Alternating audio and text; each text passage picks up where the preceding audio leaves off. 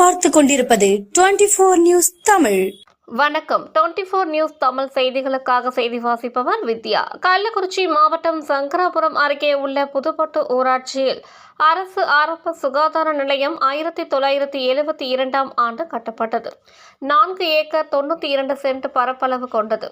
இங்கு பொது மருத்துவம், கண் பரிசோதனை, சித்த மருத்துவம், பிரசவம், அவசர சிகிச்சை போன்ற அத்தியாவசிய மருத்துவ தேவைகளுக்கு சுமார் 20க்கும் மேற்பட்ட கிராம மக்கள் மருத்துவ சேவை பெற்று வருகின்றனர்.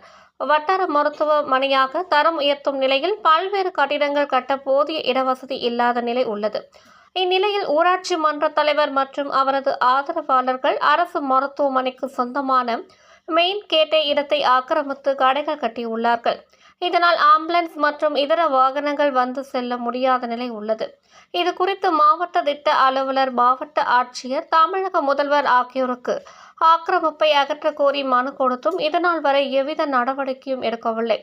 இந்நிலையில் ஊர் நலன் கருதி ஊர் பொதுமக்கள் அனைவரும் ஒன்று சேர்த்து ஆக்கிரமிப்பு செய்து கட்டப்பட்ட கடையை கடப்பாறை கொண்டு இடித்தார்கள். இச்சம்பவம் தொடர்பாக சங்கராபுரம் இன்ஸ்பெக்டர் மற்றும் வடபொன் பரப்பி காவல் உதவி ஆய்வாளர் ஏழுமலை மற்றும் போலீசார் சம்பவ இடத்திற்கு விரைந்து சென்று விசாரணை நடத்தினார்கள்.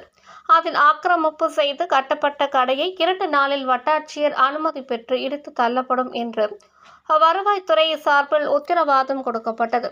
அதனைத் தொடர்ந்து பொதுமக்கள் கலைந்து சென்றனர். திமுகவை சேர்ந்த ஊராட்சி மன்ற தலைவரே அரசு மருத்துவமனைக்கு சொந்தமான இடத்தை ஆக்கிரமிப்பு செய்து ஆம்புலன்ஸ் உள்ளிட்ட வாகனங்கள் செல்ல வழி இல்லாமல் கடை கட்டிய சம்பவம் சங்கராபுரம் பகுதியில் பெரும் பரபரப்பை ஏற்படுத்தியுள்ளது.